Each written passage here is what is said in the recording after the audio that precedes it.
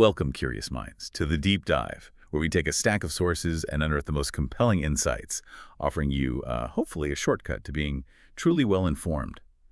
Today, we're embarking on a journey into the world of a truly iconic character. I mean, a voice that has resonated through generations, really capturing the tumultuous landscape of adolescence like few others. Our source material for this deep dive is a series of vivid, raw excerpts from J.D. Salinger's The Catcher in the Rye, plunging us directly into the mind of Holden Caulfield. Precisely. And we're not just, reading the story from start to finish. We're stepping right into the immediate aftermath of a significant turning point in his young life, his expulsion from yet another boarding school, Pensy Prep. Right. And it's not merely about, a teenager getting kicked out, is it? It's about exploring the profound emotional fallout, that intricate internal monologue he has, and the desperate search for meaning that immediately follows this really pivotal moment for Holden. That's right. Our mission today is to unpack the emotional landscape of Holden's initial departure from Pensy Prep. What's he leaving behind? What's he looking for? And all those profound, often contradictory thoughts and feelings swirling inside him. You'll hear about his encounters, his really unique observations, and the underlying anxieties, the things driving his actions, all directly from his own unfiltered voice. It's a journey into a specific pivotal moment in time for Holden, yeah, but one that reveals so much about his broader character and how he sees the world. We'll explore the early seeds of his disillusionment, his struggle with connection, and the specific events that propel him towards, a pretty uncertain future, all through the lens of these formative moments. These excerpts truly capture Holden in a state of flux, navigating a world that constantly just grates on his sensibilities. It really does. So let's unpack this. We begin our deep dive quite literally on a hill at Pensy Prep. This place Holden is just about to leave, and his feelings about it are, anything but subtle. Not subtle at all. He views it as a terrible school, right? Boldly declaring it's full of crooks. Yeah, and he even says, the more expensive a school is, the more crooks it has. I'm not kidding. You can practically feel his disdain for the place from the very first page. Definitely. It's this cynicism that just colors everything he experiences there. And what's truly fascinating here is his immediate dismissal of the football game. The big deal of the year at Pensy. Right, he's physically removed from it. He tells us he's perched way the hell up on top of Thompson Hill, looking down at the deep and terrific Pensy crowd from a distance. His stated reason seems mundane, almost comical in a way. He just lost all the fencing equipment because he's the goddamn manager of the fencing team. Left it on the subway. Yeah, but you get the sense it's more than just the mishap, right? It's about his inherent detachment from the whole expected, celebratory Pensy spirit. He can't even fully engage in the school's main event. And it's not just because of the lost foils, I think. It's because his mind is already elsewhere, already formulating his departure, already judging the scene below him.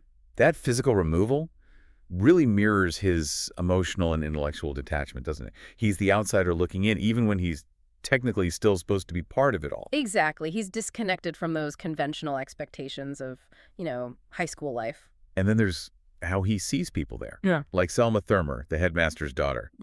He calls her a pretty nice girl, which is almost high praise from Holden. Acknowledges she didn't give him a lot of horse manure about what a great guy her father was.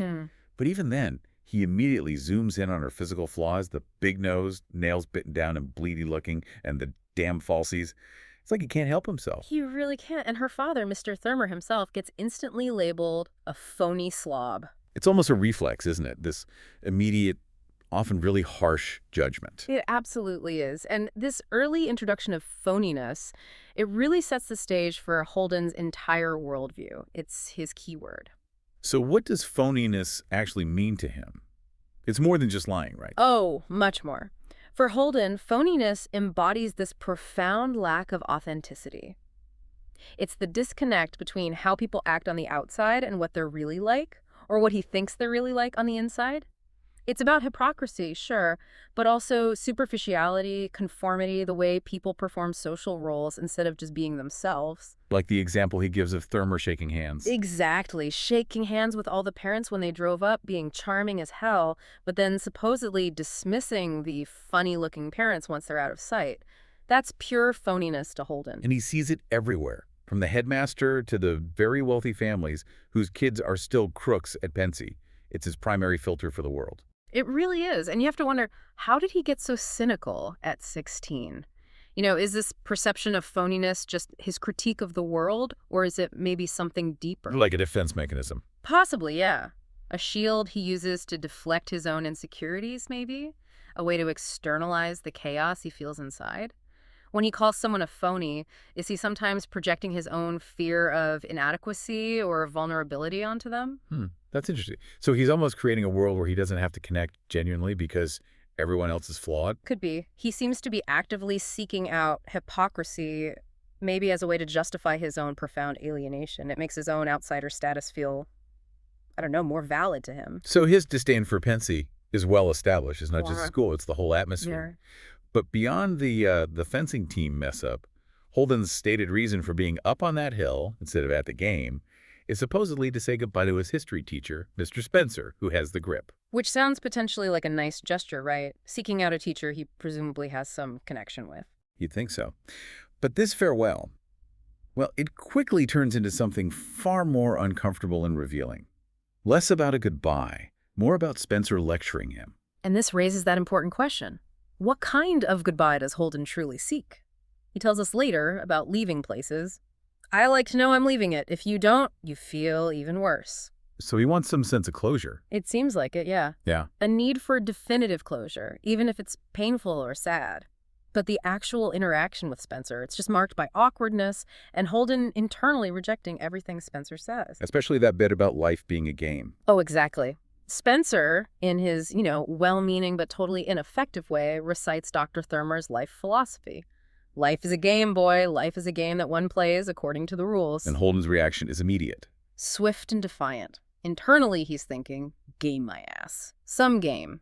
He sees the game as rigged, not fair for everyone, especially as he thinks for those on the other side where there aren't any hotshots. Implying the deck is stacked against the vulnerable, the nonconformists. Precisely. And then there's his almost visceral observation of Spencer himself. The physical detail. Yeah, the bumpy old chests and unhairy legs, the sad, ratty old bathrobe. It feels quite harsh. It does, and it reveals Holden's deep discomfort with vulnerability, with aging, maybe even mirroring his own fears of growing up into a world he despises and feels totally unprepared for. That physical revulsion seems like a pattern for him. It's a common coping mechanism, I think. Distancing himself emotionally by focusing on repellent physical details. It keeps him from having to feel empathy or connection when something makes him uncomfortable or reminds him of, mortality or imperfection. The whole scene just becomes almost comical in its awkwardness. Spencer chucking the magazine and missing the bed. Yeah, dropping things. The smell of Vic's nose drops everywhere. Holden's just trapped, trying to be polite on the surface, but internally squirming and wanting to escape. It's that painful mix of forced politeness and internal revulsion. And then the absolute cringeworthy moment when Spencer reads Holden's essay note aloud, the one about the Egyptians.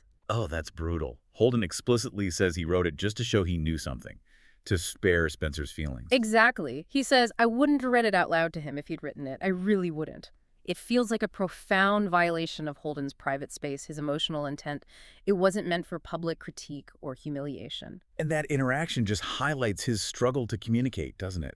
He resorts to these indirect methods like the note or lies or just withdrawing because he can't seem to express himself directly, especially to adults he sees as insensitive. Absolutely. And this whole exchange, from the failed game analogy to the reading of the note, it just seems to reinforce Holden's core belief. Oh. Adults, or phonies, fundamentally misunderstand him. Pushing him further into isolation? Yeah, and solidifying his urge to just get out, to escape. It's a classic example, really, of an adult trying to help but completely missing the mark, only making the teenager feel more alienated because they aren't truly seen or heard. It really makes you wonder how much of Holden's phony radar is a genuine reaction to hypocrisy and how much is, like you said, maybe a projection of his own discomfort and inability to connect. It's a question that hangs over the whole narrative, I think. Now, before his journey really begins, before he leaves Pensy for good, we're introduced to a very distinct item he bought in New York. His new red hunting hat. Ah, yes, the hat. He wears it with the peak backward, notes that it's very corny, but then immediately adds, I liked it that way. I looked good in it that way. This hat is so fascinating, it instantly becomes this powerful symbol. Of what, exactly? Well, multiple things, I think. Yeah. His individuality, definitely. A rejection of conformity wearing it corny backward. It's a form of self-expression. And he puts it on at specific moments. Right. Think about when he wears it. When he's feeling cozy, alone in his room, looking at himself in the mirror, like I was taking aim at it. And then he declares, "This is a people shooting hat. I shoot people in this hat." Which sounds aggressive, but maybe isn't meant literally. Probably not literally shooting people, no. It feels more like a symbolic act of defiance. A way to externalize his internal rebellion against a world that demands everyone be the same. It's like an outward sign of his desire to be different. A shield, maybe, against the superficiality he hates. Exactly. A shield, armor, you could say. It's significant that he often takes it off when he's around people he considers phonies or figures of authority like Spencer or later, Stradlater. But he puts it on when he feels vulnerable or wants to assert his unique identity, like when he's alone or wandering the anonymous streets of New York. So it's like a tangible anchor for his identity, something he can control, put on, or take off, asserting who he is, especially in moments of vulnerability or defiance. Perfectly put. It's a very clear signpost of his internal state throughout his journey. So from the stifling environment of Pensy, Holden prepares for his independent venture into New York, armed with his cynicism and this symbolic yet deeply personal hat. It's quite an image, isn't it? A young man physically preparing to leave, but emotionally, he's already long gone from Pensy. His frustration with the place isn't just about the institution itself, it's deeply personal. It extends right into his dorm room, to the people he's forced to live with. Yeah, those relationships, or lack thereof, are just as telling. His encounters with his hallmates, Ackley and Stradlater, they offer an even closer look at his phony radar in action, and perhaps his own, complicity in the very things he despises. So moving on from the sort of academic side of Pensy, let's turn our attention to his immediate personal environment, the dorm room dynamic. Right. Ausenberger Memorial Wing. Back in his room, Holden is confronted by his hallmate, Robert Ackley, and Holden describes him in excruciating detail: physically unappealing, lousy teeth, mossy and awful, covered in pimples. Yeah, and generally irritating too, right? Poor hygiene, nosy habits, like clipping his toenails over the floor, always touching Holden's stuff. He sounds pretty awful, honestly. He does. And then there's his actual roommate, Ward Stradlater, introduced as the handsome athletic type, but Holden labels him a secret slob who's madly in love with himself. So two very different guys. But Holden seems to dislike them both, just in different ways. Exactly. And what's interesting is Holden's dual perception here. He sees Ackley's obvious flaws, the dirty as hell ears, the horny-looking nails he's always cleaning. But he also seems to recognize, maybe even titty, Ackley's pathetic need for attention, his inability to take a hint. But he's still mean to him, the sadistic teasing. Oh, definitely. Calling him Ackley Kid just to annoy him or making him think he was defending his honor against Stradlater. It isn't just casual cruelty, though. I think it's a classic example of displacement. Meaning? It's a psychological defense, right? Yeah. He redirects his own immense frustration and feelings of powerlessness onto a safe target. He can't really confront Stradlater effectively or the phoniness of the adult world he hates, so he lashes out at Ackley. And makes him feel superior. Yeah, it reinforces his own fragile sense of superiority in a world where he often feels utterly inadequate. It's not admirable, but it's very human, very teenage. Man, Stradlater. The contrast is stark. Completely. Stradlater presents as handsome, clean, Mr. Popular, always fixing himself up to look good.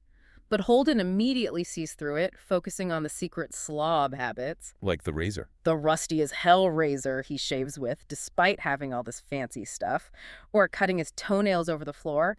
This highlights Holden's incredibly sharp observation skills, but also his particular sensitivity to hypocrisy, that gap between appearance and reality. Which loops right back to phoniness. Always. That gap is the essence of phoniness for him, and it contributes significantly to how he labels people. Stradlater embodies that superficial charm, hiding something unclean underneath.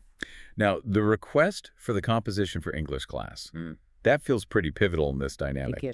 Holden, the one flunking 4 subjects, is asked to do the homework for the hotshot Stradlater, who claims he has about 100 pages to read for history. The irony is just dripping, isn't it? The guy failing is doing the work for the supposedly successful one. What does that arrangement tell us about their dynamic?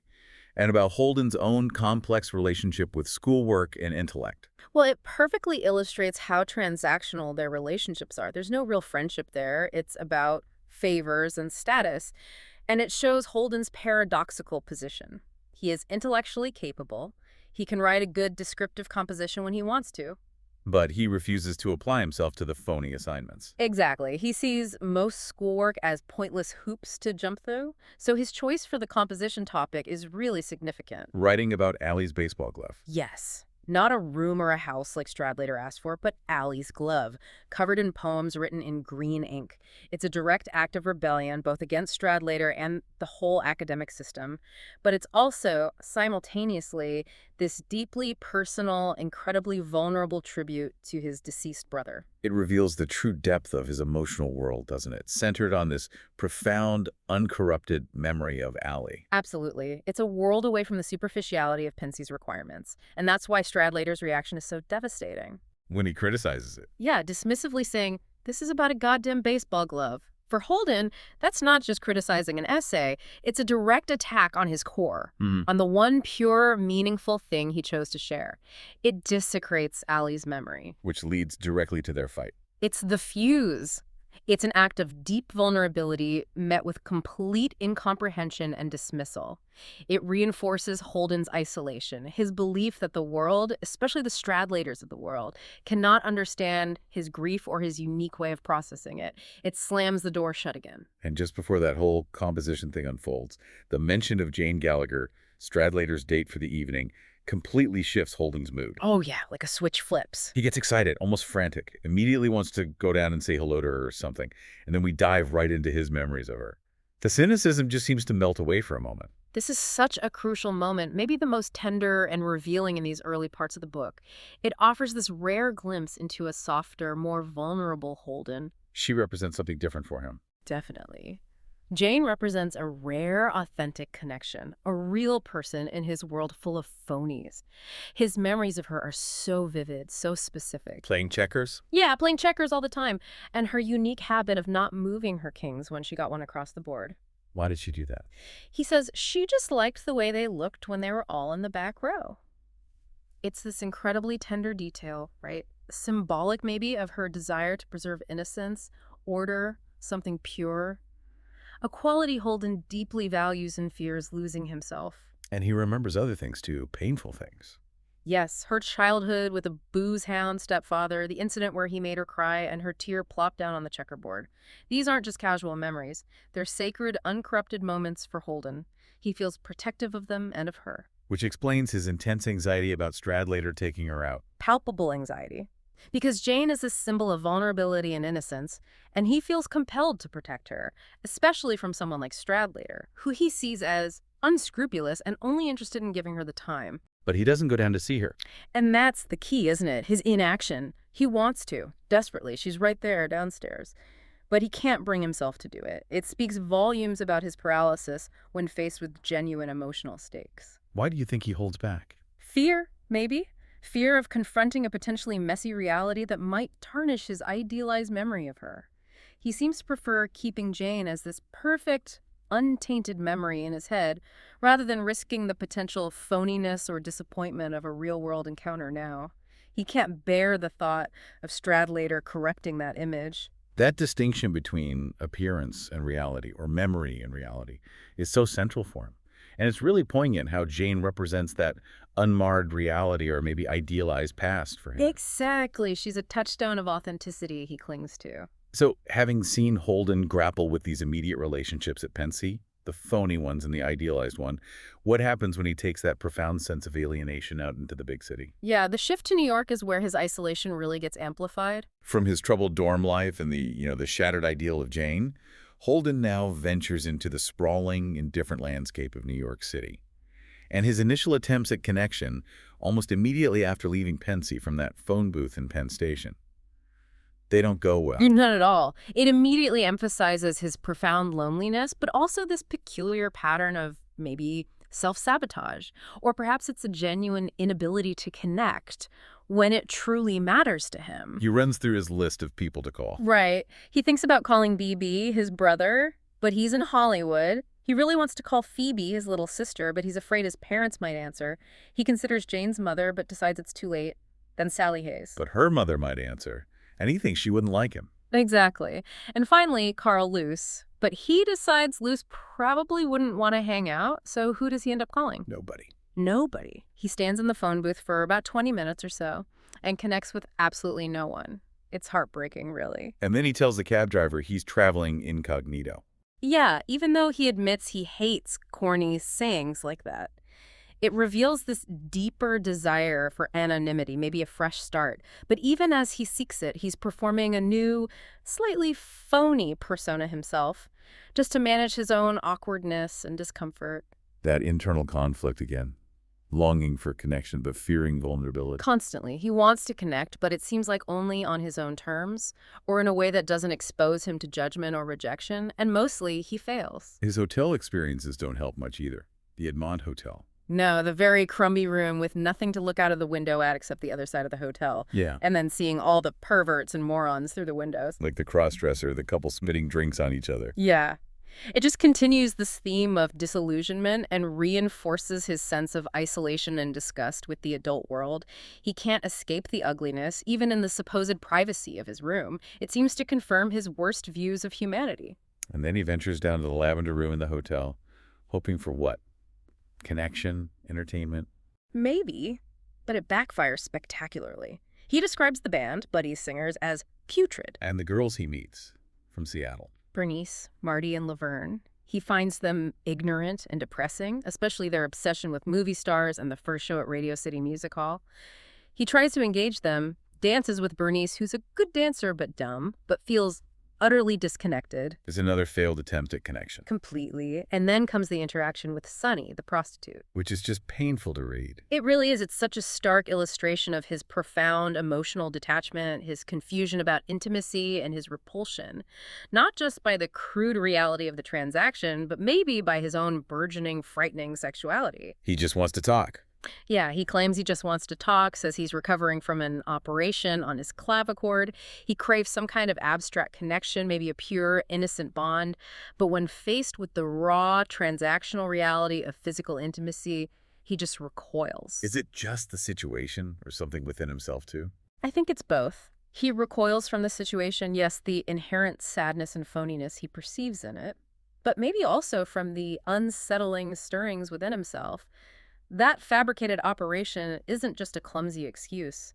It feels almost like a symbolic castration, a desperate attempt to sever himself from that messy adult world of desire and vulnerability that scares him. And then the fight with Maurice, the elevator operator, the pimp. Right, over the extra $5. Yeah. Which leads to Holden getting punched, Yeah. and his reaction afterward. The fantasy. The fantasy of having a bullet in his guts, staggering around, getting his revenge with an automatic pistol. It's such a classic Holden coping mechanism. Retreating into movies. Exactly. A cinematic fantasy as a retreat from real pain, humiliation, and utter helplessness.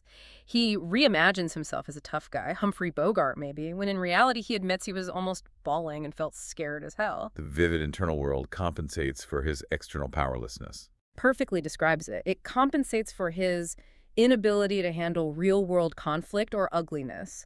He just retreats into this dramatic inner monologue whenever things get too uncomfortable or real. It's such a raw depiction of that feeling, isn't it? Being surrounded by the noise and people of a city, yet feeling utterly alone and disconnected. Absolutely. For you listening, I mean, have you ever found yourself in that kind of situation? Surrounded by people, maybe even trying to connect, but feeling completely isolated, struggling to bridge that gap. Holden's experience here really captures that feeling so intensely. This is very relatable, sadly. But despite these, pretty disastrous and futile attempts at connection and his constant disillusionment, he still manages to stumble into these fleeting moments, sometimes surprisingly positive ones. Like the nuns. Exactly, his encounter with the nuns at breakfast in Grand Central. Yeah, that interaction really stands out, doesn't it? Because it feels genuinely simple and kind. A stark contrast to almost everything else he experiences in New York. He gives them money for their collection. $10, which was quite a bit then. And he feels sorry he didn't give more. He notices their cheap suitcases. And he appreciates their lack of prejudice about religion. Unlike Louis Cheney. Right. He brings up that memory of Lou Cheney, the Catholic boy at Wooten, who kept trying to subtly figure out if Holden was Catholic too, to see if he was in the game, so to speak. Holden hated that kind of thing.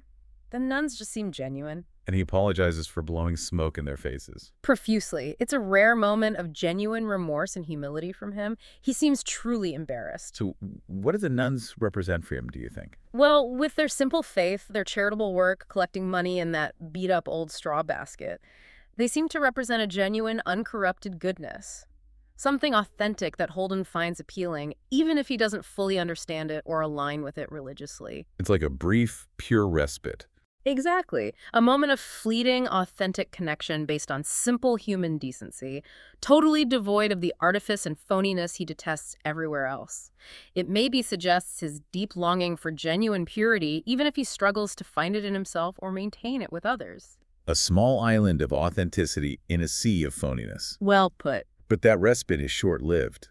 His date with Sally Hayes pulls him right back into the chaos of his inner world. It's another crucial turning point. Definitely. The Sally date is intense. It starts with his typical observations, right? Her very loud, embarrassing voice, which he notes she got away with it because she was so damn good-looking.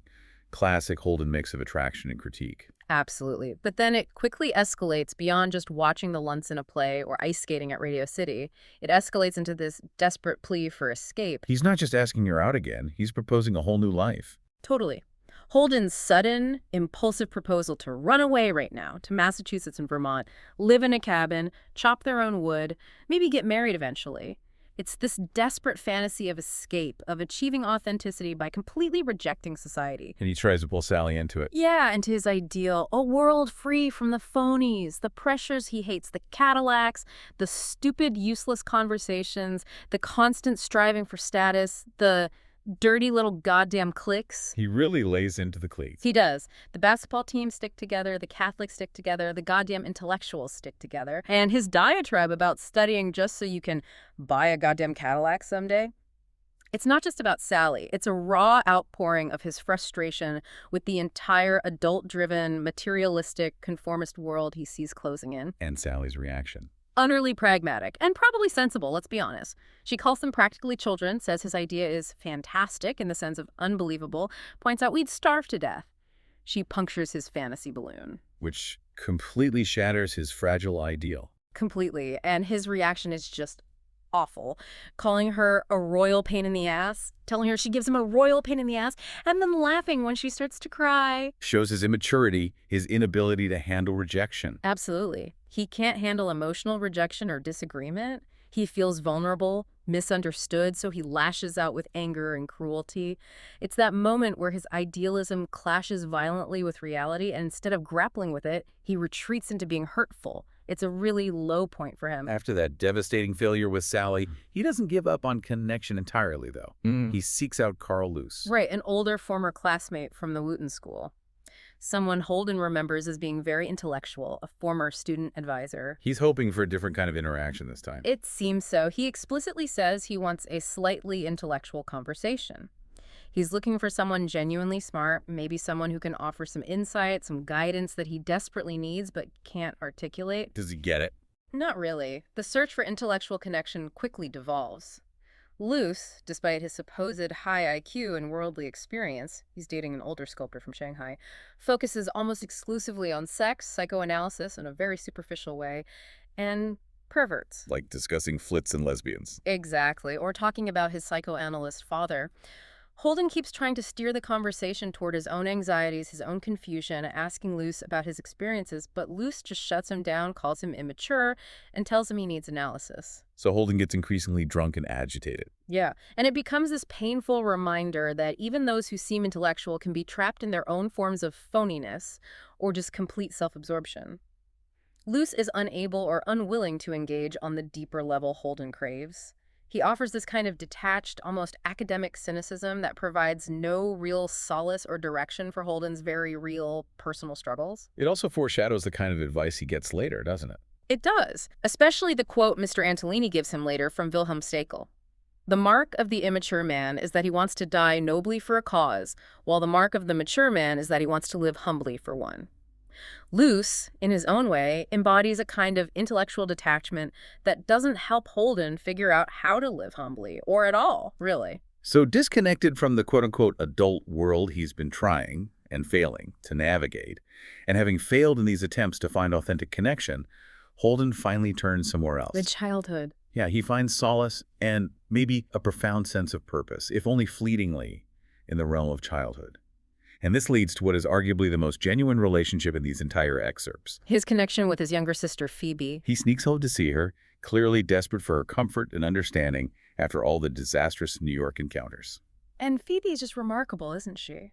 Portrayed as incredibly smart, perceptive, deeply empathetic, far beyond her 10 years. She sees right through him. Instantly. She knows he's been kicked out again, despite his elaborate lies about leaving early, and she becomes fiercely protective, but also fiercely honest, crying, telling, "Daddy'll kill you." That emotional honesty, that directness, it's something Holden rarely experiences from anyone else. It cuts right through his usual cynicism and defensiveness. Her actions, too, her crying isn't manipulative, it's genuine distress for him. Her offering him all her Christmas money, $8 and change, and later, her wearing his red hunting hat when he leaves her room. Like a protective gesture. Exactly. It all demonstrates this profound, unconditional love and a clarity of perception. She sees him as he truly is, vulnerabilities and all, not just the cynical front he puts up. And she offers him this unconditional acceptance that the adult world, even the potentially sympathetic parts of it, rarely does. It's such a powerful contrast to the superficiality he's encountered everywhere else. Absolutely. She's his anchor to something real. And this conversation with Phoebe leads to the defining moment of these excerpts, and maybe the whole novel. His spontaneous vision of being the catcher in the rye. Ah, yes. That image. He's struggling to tell Phoebe what he'd actually like to be, rejecting lawyer, rejecting scientist. And then this image comes to him, inspired by mishearing that Robert Burns poem. It's the core of his idealism, isn't it? His deep yearning to protect innocence. He envisions himself standing on the edge of a crazy cliff, and his job is to catch thousands of little children playing in a big field of rye if they start to run toward the edge without looking. Preventing them from falling into the metaphorical abyss of What? adulthood, phoniness, Yeah. corruption. All of the above, I think. It's a noble, if incredibly naive, aspiration. And it contrasts so sharply with that Steckel quote about maturity we mentioned earlier. The immature man wanting to die nobly for a cause. Precisely. Holden is still very much in that phase. He wants to perform this grand, heroic act of saving children rather than figuring out how to live humbly within the flawed complexities of the adult world he finds so repulsive. He wants to literally catch them, save them from the fall, from the corruption and superficiality he sees everywhere. It's more than just a childish dream, though, isn't it? It feels profound. Oh, absolutely. It's a profound commentary on that human impulse to protect what feels pure and innocent in a world that seems determined to crush it. It speaks to our own desire, maybe, to halt the inevitable march of time and experience, to shield ourselves and those we love from the disillusionment that adulthood often brings. Holden's raw, unfiltered vision really makes us ask, where do we draw that line? Between protecting innocence and allowing growth, however painful that growth might be? It's constant tension. For you listening, what aspects of innocence do you feel a need to protect? Whether it's in children or in others or even in yourself. This ideal Holden expresses, this desire to preserve what feels pure and untainted, whether it's childhood joy or genuine human connection. It resonates so deeply with so many people, I think. It really does. It's the heart of his character in many ways. Following that incredibly emotional conversation with Phoebe and articulating his catcher-in-the-rye dream, Holden doesn't go straight out west. He seeks out one more potential connection, one more adult, Mr. Anselini. His former English teacher from Elkton Hills, someone Holden clearly respects, calls him the best teacher he ever had. Anselini appears at first to be exactly what Holden needs, an intellectual, empathetic mentor, a potential beacon in Holden's chaotic life, offering the kind of thoughtful exchange Holden craves but rarely finds. And Angelini does offer significant wisdom in that conversation. He predicts Holden is writing for some kind of a terrible, terrible fall, a really special kind of fall, one reserved for men who are looking for something their environment can't provide. He gives him that Steckel quote, too. Yes, reiterating that powerful quote about maturity, the difference between dying nobly for a cause versus living humbly for one. He talks about education not just as job training, but as a tool to understand oneself, to understand humanity, to find that you're not alone in your struggles. He tells Holden, "You're not the first person who is ever confused and frightened and even sickened by human behavior. You're by no means alone on that score." That feels like exactly what Holden needs to hear. It absolutely is. It's this crucial moment of potential guidance, offering a path towards maturity through understanding, through shared human experience, a way to move beyond his intense isolation and cynicism. And Holden remembers Antolini's compassion too, right? How he was the only one who went near James' castle after his suicide. Yes, picking him up, putting his coat over him, it highlights Antolini's capacity for empathy and non-judgmental action. All signs point to him being a genuinely good influence. But the incident. Yeah.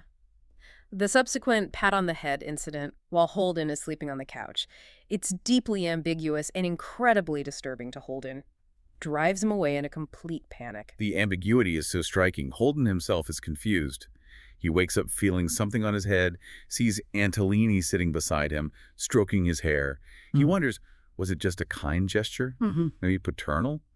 Or was it, as he fears, a flitty pass? And his paranoia, fueled by exhaustion, alcohol, and his ingrained distrust of adults, immediately takes over. He makes an excuse and rushes out, abandoning what just moments before seemed like a safe haven. It's such a pivotal moment, and the text deliberately leaves it open, doesn't it? We don't know Antolini's intent for sure. No, we don't. And that ambiguity highlights Holden's profound distrust, his difficulty interpreting human behavior, especially anything involving intimacy or vulnerability. He mentions almost defensively that he knows more damn perverts at schools and all than anybody you ever met, hinting at prior experiences or fears that shape his immediate interpretation. So it becomes this crucible for Holden's internal state. Exactly. Is it a genuine misinterpretation fueled by his exhaustion and pre-existing trauma? Or is it a genuine, albeit ambiguous, boundary violation that simply confirms his deepest fears about adults? The text forces us, the reader, to grapple with that uncertainty, reflecting the real-world challenge of discerning intent, especially for a troubled adolescent like Holden. And regardless of Antolini's true intent. Regardless, the effect on Holden is what matters for his journey. It reinforces his isolation. It pushes him further into the belief that even the seemingly good people, the potential mentors, are flawed or dangerous or untrustworthy. It feels like the final betrayal. The final catalyst for his planned flight. Absolutely. It confirms his worst fears about the adult world and slams that door shut too. There's nowhere safe left for him in his mind. What a profound impact that encounter has. So Holden flees Antolini's apartment, and this leads to his final walk through the city before his planned escape west. And it really reveals his deepening psychological distress. You can feel him unraveling. Culminating in his obsessive encounter with that graffiti. Yeah, his physical deterioration mirrors his mental state. He talks about his teeth chattering, sweating, and shivering at the same time, his eyes feeling sore, feeling cold and sick. He's physically falling apart. And then he sees the graffiti. Fuck you. Not just once, but repeatedly. First, scratched deeply into a wall at Phoebe's school, in a stairwell where kids would see it. He tries to rub it out, but can't. Then again, inside the museum, in the Egyptian tomb exhibit. Carved with a knife this time. This ubiquitous phrase becomes this pervasive symbol for him. It's the world's vulgarity, its ugliness, its corruption, inescapably intruding upon innocence and purity, even in places meant for children or places meant for quiet reflection on the past. Nowhere is safe. That's exactly how he feels. Nowhere is safe from the ugliness and corruption he despises. He can't even protect children, his sister, from seeing it. And this leads to his ultimate fantasy as escape. Yes. His desire to go out west, pretend to be a deaf mute, build a cabin, live alone, where nobody'd know me and I didn't know anybody, never talk to anyone. It's the ultimate expression of his desire for complete isolation, a total escape from a world he finds absolutely intolerable, a world where he can't even erase the obscenities from the walls. It's a desperate fantasy of complete withdrawal, a surrender. But just as he seems to reach that point of no return, planning to leave his note for Phoebe at the museum and just disappear, hitchhike west, Phoebe intervenes. Thank goodness for Phoebe. His attempt to say goodbye, indirectly, through the note, is interrupted by her powerful, completely unexpected intervention. She finds him at the museum. And she's not just there to say goodbye. She arrives with his old, beat-up suitcase packed, determined to go with him, refusing to let him just vanish. It's an incredible moment. It's Holden's true turning point, I think, within these excerpts, the moment that pulls him back from the absolute brink, her act of defiance, her loyalty, her sheer determination. Her emotional outburst, too, crying, telling him to shut up when he tries to argue. Yes. And her willingness to sacrifice her own plans. She was supposed to be in a play that afternoon just to be in solidarity with him. It forces Holden, maybe for the first time, to confront the real-world consequences of his actions. His fantasy of disappearing isn't just about him, it deeply impacts the people he loves, the one person he truly loves. She brings his old suitcase. She refuses to be left behind. And then that moment with the hat. Powerful. When he gives her the red hunting hat to wear, and later, at the carousel, when she throws it back at him after he tells her she can't go with him, it's like a symbol of her own independent spirit, a challenge to his self-imposed isolation and his destructive plan. It's her unconditional love, isn't it? And her unwavering presence right there that finally grounds him. It pulls him back from the precipice of complete self-destruction and flight.